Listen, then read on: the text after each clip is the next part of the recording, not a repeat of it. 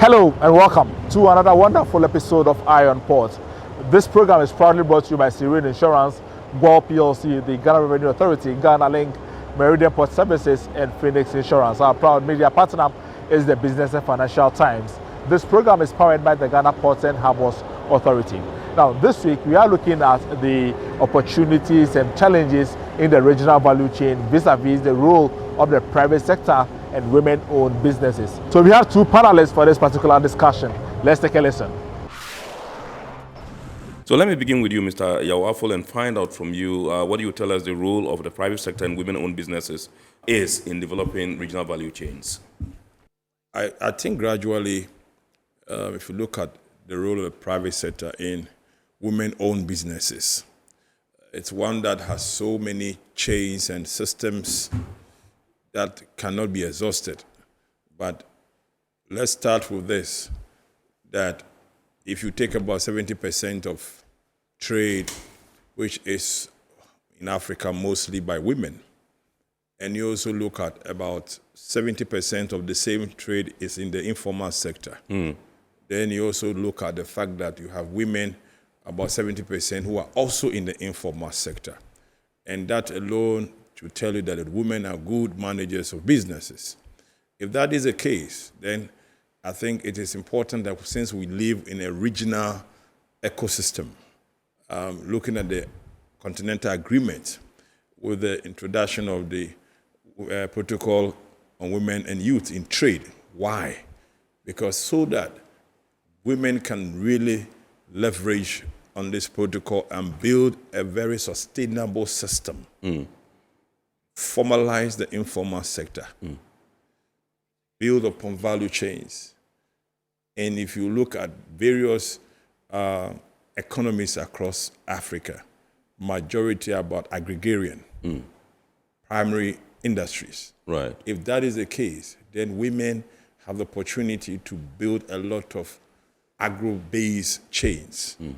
And that is, to me, also a formidable one. Because if you say private sector, you are talking about businesses or a system that is not government controlled. And that is why we are saying that 70% of this informal sector are owned by women. Therefore, if they are not government controlled, it raises a very serious red flags.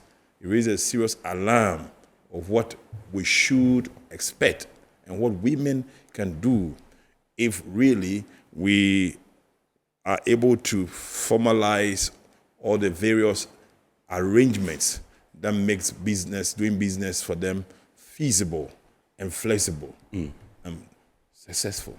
Right. Thank you very much. Let me come to Joyce and find out from you. You are a CEO of a women-owned, enterprise. I just want to find out from you in terms of challenges, how you've been able to navigate these challenges and, capitalize on opportunities in terms of your quest to expand and then to also, as it were, navigate and make success of the business that you are doing, particularly within our sub-region in West Africa. All right. Thank you very much. As the CEO of a woman-owned business, I've been in the beauty industry for a while. I'm into production of natural personal care products, and I happen to find my products in a lot of African countries, but narrowing it down to the West African country. Right. Now, to be able to expand your business in other African countries or across Ghana, it's a good thing, but we cannot do away with the challenges or the bottlenecks. A lot goes into it, like having your market research done, which of course includes costs. So adaptability, trying to cater your products to the needs of the market in question, your trying your best to know the regulations in the markets that you want to enter. And this, of course, in all these points I've given, you cannot do away with the cost. Yeah. So the cost has been, the cost and time have been challenges I have faced in this. But the good news is that there are certain institutions that make this process easy for us. So I leverage on the benefits of these institutions, talk of GEPA, after APN, after Policy Network, with Ghana, some institutions that make this process easy. So they go through the pain to do the market research and all that, and then bring the export opportunities to us. But one other challenge is that when they bring the export opportunities, these institutions try as much as possible to cut down the cost. But at the end of the day, a lot of businesses down here also think about how to cater for the rest of the bill.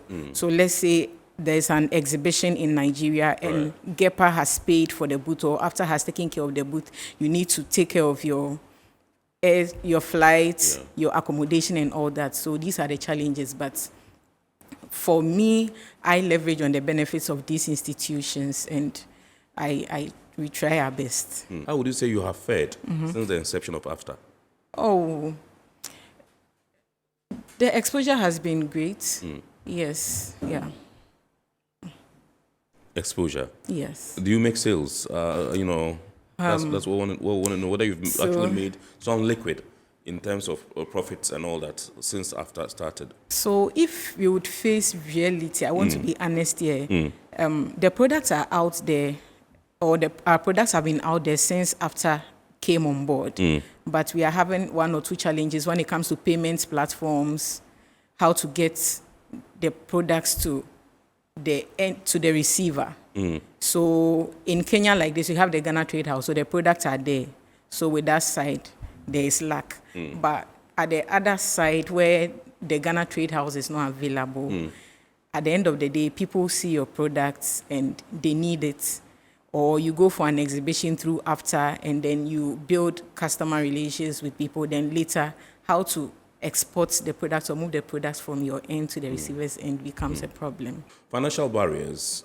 How would you tell us you've been able to, navigate in terms of the challenges that inhibits you to access finance or capital to up and increase and enhance your business? For the financial barriers, anytime I think about it, I get emotional.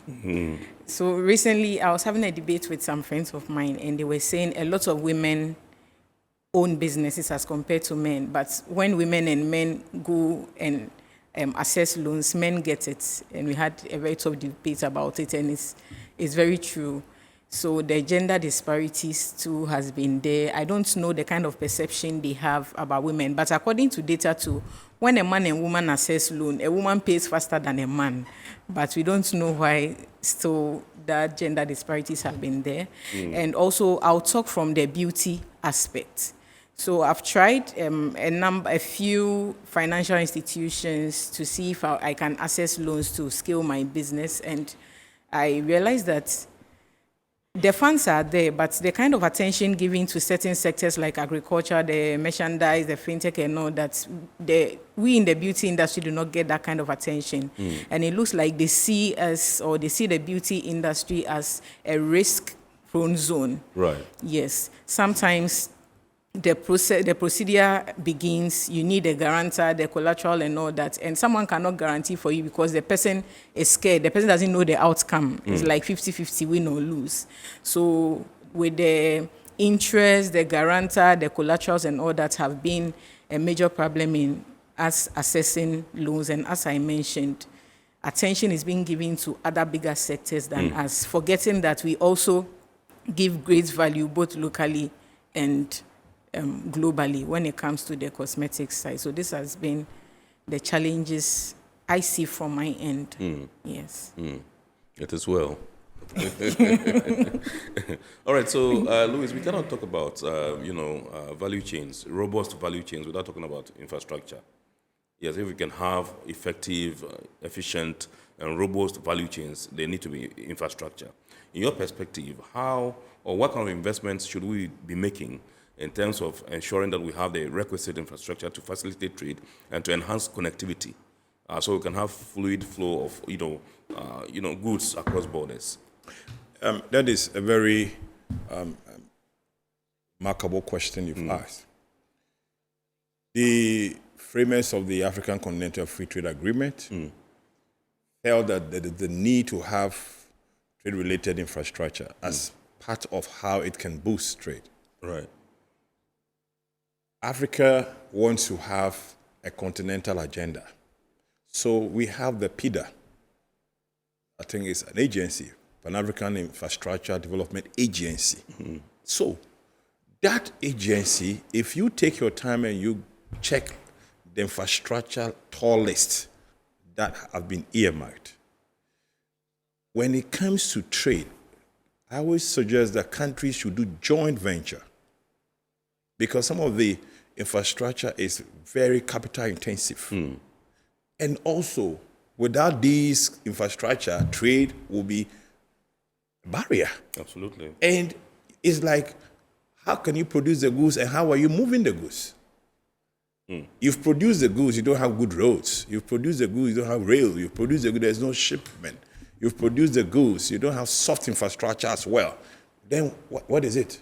It becomes a cost to yourself. So if you come to the PIDA, if you check the every year they list projects that the Abidjan Lagos corridor.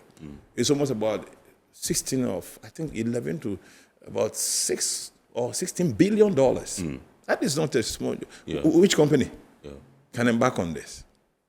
But if you do a forecast of what the returns will be for these corridors, these countries, it's unimaginable. Do you have any recommendations as to how we can improve so that we can have fluid and free flow as far as your business is concerned? Okay, thank you very much. So as women in business, I think our main challenge in the cross-border trade when it comes to the regulations has been limited access to information. You need to know the regulations of the country that you want to do your market in or export to. So what I'll recommend is that more information should be provided. And I think it's being done by the institutions I mentioned earlier. But they need to put in, I believe that there is always more room for improvement. And it can also be shared in such a way that women who are not educated, we have a larger number of women who are not so literate, but are in business. They are really doing well and they work across borders, but they don't have any idea. All they know is that they are exporting their products to this country or the other within West Africa. So the information should be shared in such a way that they can also benefit. And after having the information, sometimes the regulations confuse. So you realize that we have ECOWAS. West Africa, we believe we are one people. You can enter one African country to the other with your passport, your card, or your ID card, or whatever. But at the end of the day, they have different regulations. So let's say Nigeria regulations might be different from Togo regulations. And then when it happens that way, it gets confusing and it's also cost. So as gone by, the private sector is being encouraged to take some opportunities that are within the regional value chain in order to make their businesses thrive. Eye on Port returns after this break. Ohima, no be me taking number first. By you tell me say take the number give me. Guys, no, I'm tired. I'll go on a date with whoever gets here first. Princess, really? Okay, I dey come. Shut up! Mame, feel me talking about what? Boss, fill my tank with Super XP Ron 95. Blow up with Super XP Ron 95 and Diesel XP high performance products from Goyle.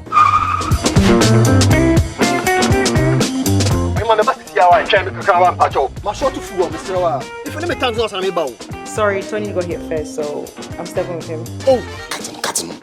Hey, go for mami.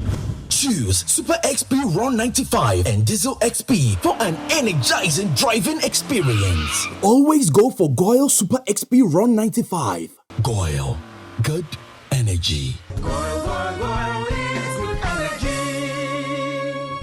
Electricity. Then pay your taxes. Yeah. Our taxes, our future. Because you see, without our taxes, we wouldn't have good roads, good schools, better hospitals, street lights, and other very important social amenities. When we pay our taxes, we give our children free and quality education. Talga, my money too small. Why should I pay my tax? Look, small. Salifo, it doesn't matter how small or big your business or income is. You still have to pay your taxes. The little taxes from each and every one of us, when put together, could give your community clean water or that deprived school with tables and chairs. Please pay your taxes. It is your responsibility. It is your civic duty. It is the law. Impressive factory. If only I had listened to you, I wouldn't have been in this mess. That devastating fire virtually wiped out the whole factory and my warehouse. Remember my misfortunes last year? Serene Insurance Asset All Risk Fire policy that I took were there to pay for my damaged stocks in the warehouse, and my machines that were affected by the floods have been replaced. My accident vehicle is back on the road thanks to Serene Insurance motor policy. Currently, my goods are on the high seas, covered with their marine cargo insurance policy. I was just telling Ajima about Serene Insurance. Oh, Ajima, tell him more. As a road contractor, I make sure I do my contractors all risk insurance for the projects and then workers' compensation for all the workers on site. With Serene Insurance, they will make sure they will cover your unknown tomorrow today. Serene Insurance, a new face of insurance. Call us now.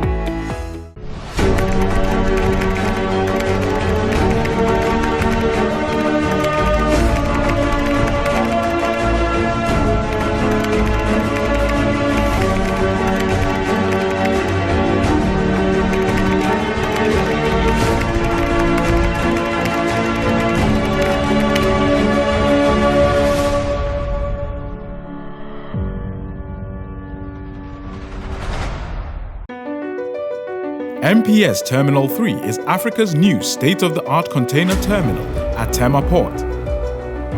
For manufacturers, agro-processors and traders, the new port means business can be done faster. This infrastructure boost will improve Ghana's port handling capacity, connect more trading routes, and oil the engine of growth for the economy, creating greater opportunities across all sectors as Africa's markets merge and become the largest trading bloc globally. MPS, we connect, you thrive. Business and life can be like the sea sometimes. Sometimes serene, sometimes calm, sometimes turbulent, and at times it brings the unexpected. However it is like, trust Phoenix Insurance for your home, car, business, and marine insurance needs. Call 0302 246 319 or 0243 690 492. At Phoenix, you experience a delightful service delivered with wisdom. You welcome back from the break. Now, news and activities happening within the port and maritime industry next. A total of 554 students have been admitted into undergraduate and postgraduate programs at the Regional Maritime University at the 2023-2024 academic year, in a matriculation ceremony that coincided with the celebration of the International Women's Day. It was announced that admission of females in the Seagoing programs of nautical science and marine engineering has increased significantly. Addressing his audience, the acting vice chancellor of the university, Dr. Jethro Brooks Jr., revealed ongoing initiatives by RMU and its stakeholders to improve the academic experience for students. The university collaborated with a number of educational institutions and industries aimed at enhancing teaching, learning, and research. The university is in collaboration with BSM, Benesuta Group of Companies, which continue to yield results. Under this collaboration, a good number of our graduates have had the opportunity to undertake the academic training on board the BS vessels, which has enabled them to accumulate the needed sea time to pursue the certificate of competence programs. Currently, over 900 of our graduates, ranging from ratings to officers, are in the employ of the BS group. He praised the Ghana Space Authority for the focal support given to female marine engineering students, encouraging other companies to emulate such scholarship programs. Speaking on behalf of fellow freshmen, Deborah Arthur encouraged their colleagues to give up their best in this academic journey they have embarked on. Dear matriculants, recognize the importance of this ceremony as the beginning of a new phase in our lives. Remember, education is not solely about acquiring facts and figures, but about cultivating a mindset of curiosity, critical thinking, and resilience. As we begin our academic journey, heed the Ecclesiastes wisdom that success isn't solely for the fastest or strongest.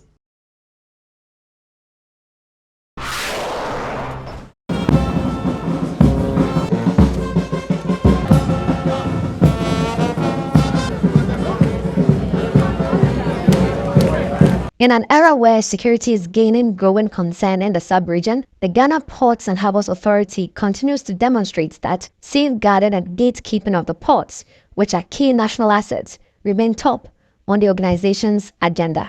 124 more security personnel have been added to the existing numbers in Tema. Over the weekend, a colorful passing out parade was held at the 1st Infantry Battalion in Michel Camp to mark the successful training of these new recruits. They underwent 6 weeks of intense endurance and strength training, swimming, access control and searching, checkpoint duties, report writing, among others, to obtain the fundamental skills needed to discharge their duties effectively. General Manager in charge of administration at the Ghana Ports and Harbours Authority, Kwabna Edu Safo, cheered the trainees, especially the females, for being tirelessly dedicated throughout the training program. He urged them to espouse the virtues of dignity, honor, and integrity in their service to Ghana's ports. After today's graduation ceremony, you will be assigned to serve the ports in different levels. You must serve with honor, with dignity, courage, and integrity, and show allegiance to what is right and conform to the authority's code of conduct. If you live by these commitments, you will certainly have a great future in GPHA. Outstanding performers among the group were publicly honored with special awards. GPHA course 1-24, which is the overall best award, is given to the trainee, adjudged all-round trainee, and it goes to our parade commander, trainee in Boke Elom Ama Precious.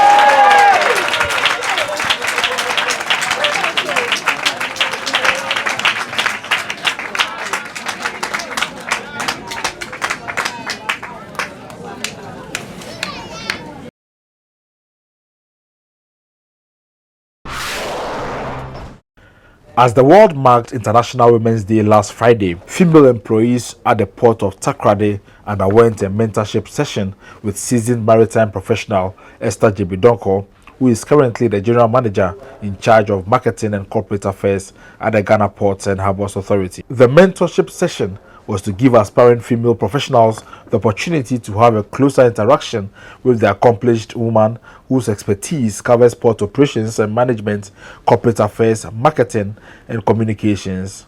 The director of Port of Takoradi, Peter Amubediako, who graced the occasion in his welcome remarks, urged the participants to transform their minds and believe in themselves to make a great impact in their field of work. When you become a person of value, you recognize the purpose for which GPHA was created and the dynamics in which you have been brought in to fit and recognize your role.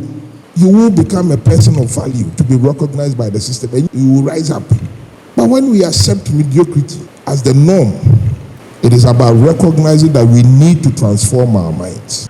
The president of the Ghana chapter of the Network of Professional Women in Maritime and Port sectors of West and Central Africa, who doubles as the Marketing and Public Affairs Manager at the Port of Tema, Abna Sewa Opokufosu, urged women to abreast themselves of the trends in the maritime industry. Follow what is happening in the industry. Don't say because you are not in operations, you are not in marketing, but you need to know. You need to know what is happening in other ports. And then you also need to know how we are doing as a port, so that as an authority, so if somebody elsewhere is saying something contrary, you can debunk it. Esther Gyebi-Donkor provided an insight into some of the choices that contributed to a 30-year successful career. She encouraged the female employees at the Port of Takoradi to embrace roles at the operational areas of the port to gain practical understanding of the industry they work in. The best experience for me during GPHA is the time I went to operations, because you see, operations is our core business.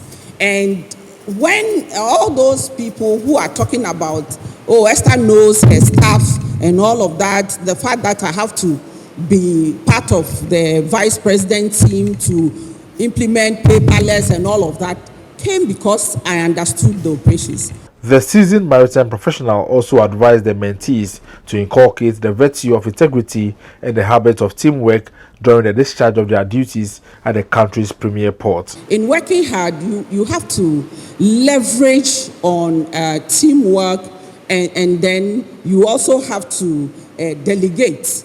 Maybe I'm talking about delegation and you are sitting here saying, oh, but I'm just a junior staff, how do I delegate? You obviously have somebody that is junior to you. Even though you are a junior staff, you are an officer, you need not to be a manager before you have somebody working under you. She admonished them to stay proactive and adapt to change in the industry, advising that they should enroll in port management courses. The industry we are working in is very dynamic. It's changing, things are changing. So if you came in with a first degree, probably in economics, you cannot stay there forever. You need to do something about the industry. Is it port management? Is it safety? Is it security? Is it what? You need to better yourself as you move on. The director of the port of Takoradi, Peter Mobediako, presented a plaque in honor of Madam Esther Gyebi-Donkor for her immense contribution to the maritime industry and dedication to the cause of GPHA for the past 30 years.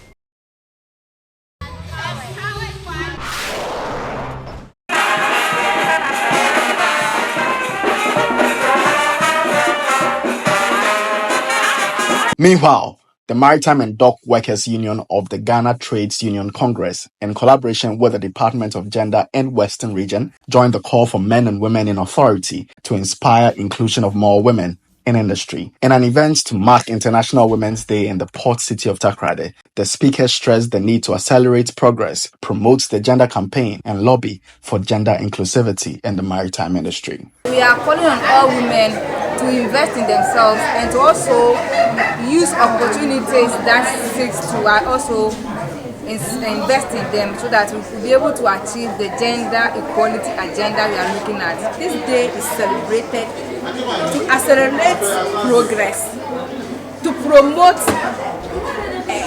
affirmative action, to promote the campaign of Convention 190, to also lobby for gender inclusive, and a lot, particularly in this year when we are looking at inspire inclusion. I want to challenge every single woman everywhere that this is our opportunity. The gender gap index is still big.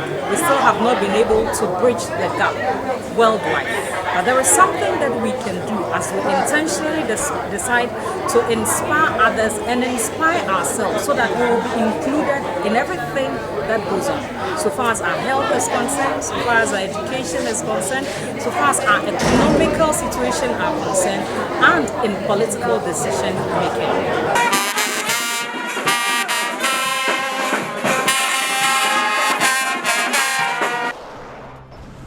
It's now time for some international ports and maritime news. A container ship owned by Switzerland-based Mediterranean Shipping Company, the world's biggest shipping company, was hit by a missile in the Red Sea on March 4, 2024. The United States Central Command informed that on Monday afternoon, Yemen's Houthi group fired 2 anti-ship ballistic missiles from Yemen into the Gulf of Aden at MV MSC Sky 2. The Liberia Flag 2169 TEU container ship was en route from Singapore to Djibouti. Alright, so it's time for the schedules of vessels in the port, those at Anchor region, those expected in the coming week, plus the Bank of Ghana exchange rate you need to know to clear your goods from the port.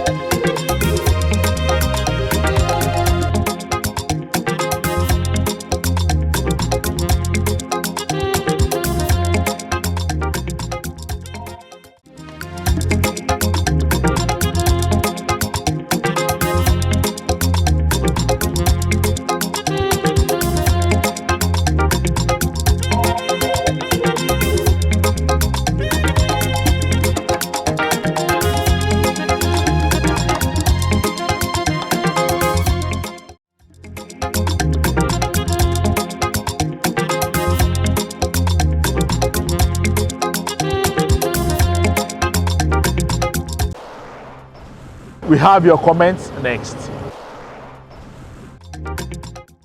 Ben Locke from Winneba says, can you ask Miss Aidan what advice she has for other women looking to start their own businesses in the cosmetic industry in this region? Well, Ben Locke, according to her, the cosmetic industry is competitive and that women looking to start their own businesses need to be innovative for their products to stand out. Abebio from Medina says, I agree with Mr. Afo. We should inculcate digital tech in the youth from scratch. It's now time for the phrase of the day.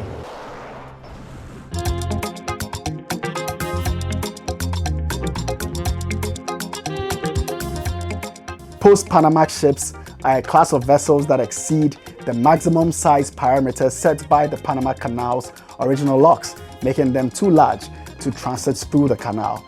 The term post-Panamax emerged following the expansion of the Panama Canal in 2016, with the creation of new locks to accommodate larger ships. They typically have a length of over 294.13 meters, a beam exceeding 32.31 meters, and a draft beyond 12.04 meters. These ships are designed to carry 5,000 to 14,000 20-foot equivalent units of cargo, making them ideal for high-volume long-haul routes.